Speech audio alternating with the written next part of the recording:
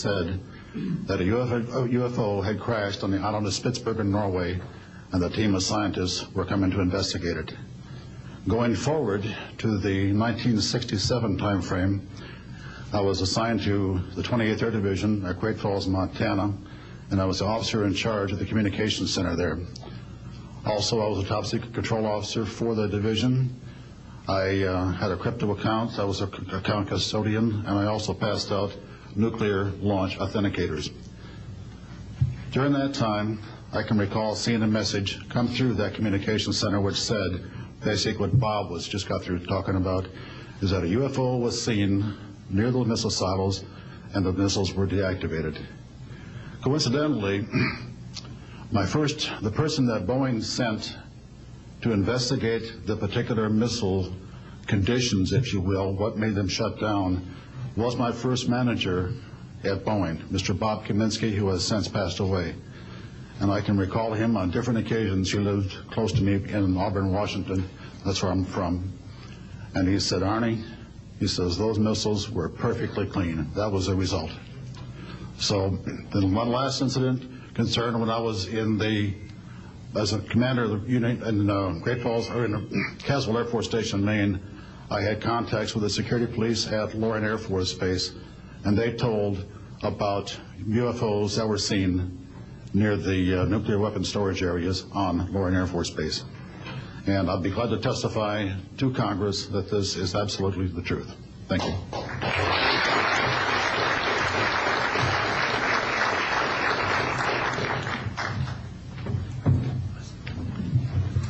Good morning. My name is Harlan Bentley. During 1957 and 1959, I was a PFC in the United States Army, stationed north of Washington, D.C. on the Nike Ajax missile base close to Olney, Maryland. In May, this month of 1958, about 6 a.m., I heard a noise outside that sounded like a pulsating transformer. I sat up in my bunk. I looked out the window. I saw a craft heading for the ground and crashed. Pieces broke off of that craft, immediately took off again. So there's a lot more to that story, but I've got to speed this up. Now, the next night, I was on radar duty. I get a call from the Gaithersburg missile base. He says, hey, I got 12 to 15 UFOs outside, 50 to 100 feet above me. So I asked him, I said, what does it sound like? He took his head mic off, held it out the van window, and said, here. And the same sound I heard the previous morning, except a lot more of them. So my radar was on standby, so I immediately turned it on and got the blip just outside the ground clutter. I marked it on my radar screen. And then for a few minutes later, all of a sudden they took off. As they took off, the sweep came around, hit the blip. And when it came around, it hit it again. That blip was 2/3 away off my radar scope. In order to get that far at a constant velocity was 17,000 miles an hour. That was my first incident. 10 years later, by this time I received a Bachelor of Science degree in Electrical Engineering, and I was working in California. Now, I'm sorry that all I can say is I was somewhere in California working on a classified project that had nothing to do with my experience that I had there. As I was working, and it was like 2 or 3 in the morning, California time, I heard a Houston astronaut communication link, comlink. I didn't pay much attention to it until I heard the word bogey. Of course, my ears picked up immediately. An unidentified flying object of some sort, whether it's a craft, meteorite, or whatever, was on a collision course with that module going to loop around the moon. So basically, I listened for some time, and then I stopped and went back to work. And then I heard, there they go. In the astronaut world, for some of you may or may not know this, there's a term called green turtle. And it used to be, I don't know if it is today or not, but used to be is you're not allowed to use profanity over the net. And the first person that does that, whoever hears it first and says green turtle, that astronaut's got to buy that man and his entire family a dinner at the most expensive place at Cape Canaveral. Well, to end this real quick, one of them said, damn, they went off, the UFOs took off. He says, damn, that's fast. And somebody yelled, green turtle. And then he said another word, a synonym to crap. And then somebody else yelled, green turtle. And you could see him grit his teeth, because now he had to buy 2 expensive meals. And my particular experience, I will testify before Congress if necessary, and explain exactly what happened. Thank you.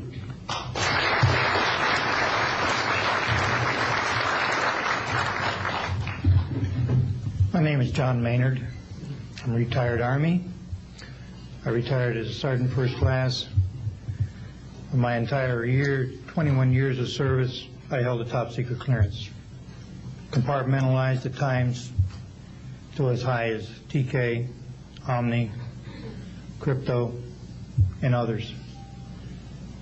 I had access to very, very sensitive documents.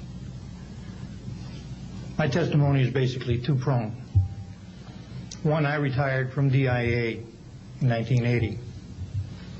And when as an administrator you take over an office, you take over everything and you sign for everything. And I signed for well over 2,000 documents. In order to sign and inventory those things, you have to read them. Not word for word, but basically I went through every document to make sure that it was complete. It was there, as they told me, that when I turned my charge over to the next person, those same documents were there. So I got quite a good knowledge of what was going on in those documents, and believe me, there are many, many different references to UFOs.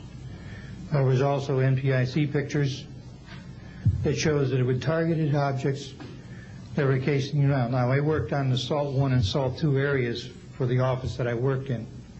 So we were taking pictures all the time for verification of nuclear disarmament.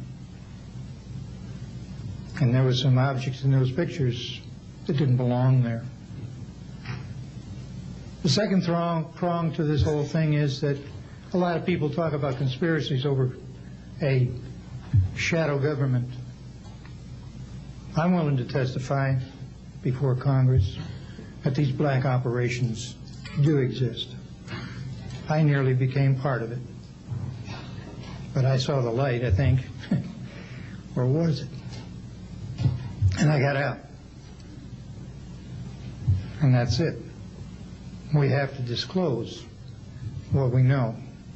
And I am willing to testify before Congress under oath, or before any other organization, that what I witnessed was true.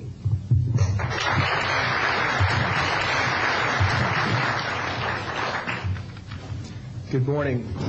My name is Carl Wolf, and I was a precision electronics photographic repairman with a top secret crypto clearance in the United States Air Force. I was stationed at Langley Air Force Base in Virginia. In 1965, in mid-1965, I was loaned to the Lunar Orbiter Project at NASA on Langley Field. Dr. Colley was in charge of that project.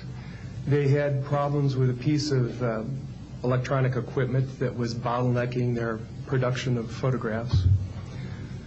I went to the facility, and when I walked into the facility, there were scientists from all over the world. I was stunned, actually, to see people at a NASA project from all over the world. It didn't make any sense to me initially. I was taken into the laboratory where the equipment was malfunctioning. I couldn't repair it in the dark. I asked to have it removed. A Airman Second Class was in the dark room at that time. I was also an Airman Second Class. I was interested in how the whole process functioned, how the data got from the lunar orbiter to the laboratory. Asked the young man if he described the process to me. He did. About 30 minutes into the process, he said to me, in a very distressed way, by the way, we've discovered a base on the backside of the moon. And then he proceeded to put photographs down in front of me, and clearly in these photographs were structures, mushroom-shaped buildings, spherical buildings, and towers. And at that point I was very concerned because I knew we were working on compartmentalized